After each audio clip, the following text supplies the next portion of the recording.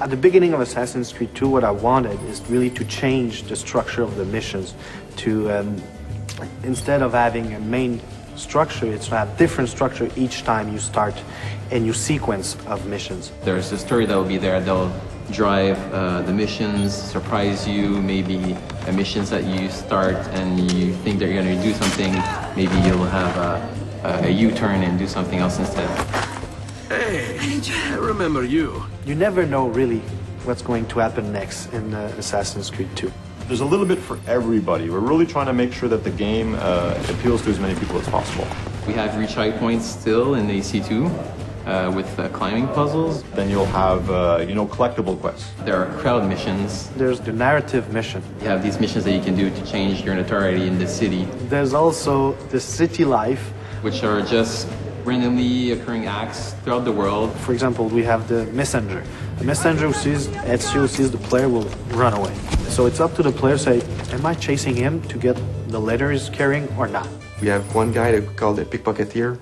So basically that guy will be able to steal the money from the assassin and start running. So what do? You continue your mission or you go back to that guy to be able to get the money. Throughout the world, you're going to find exciting, memorable historical landmarks that also have interiors that you get to play through with lots of acrobatics and running and jumping. And these interiors lead to tombs that have been hidden for hundreds of years that only the assassins can find. You find these caves, you find old rundown castles, you can find a church. And you'll be, doing free running around the church to eventually find a hidden treasure. The player's going to be inside the Duomo, and, that interior is one of the biggest interiors in Italy. And, jumping and climbing through all of it is really going to give you a sense of the awesomeness of this building and your incredible freedom. For sure, these moments will be like a wow moment. It's like having an extra game or extra games inside the game that you bought. So each missions are different, a lot more variety. So it's not about doing investigation and assassination 9 times. It's really more like each time a mission can lead to a beat-up mission, can lead to a chase, an escape, can lead to an assassination. It's quite overwhelming, the amount of stuff there is.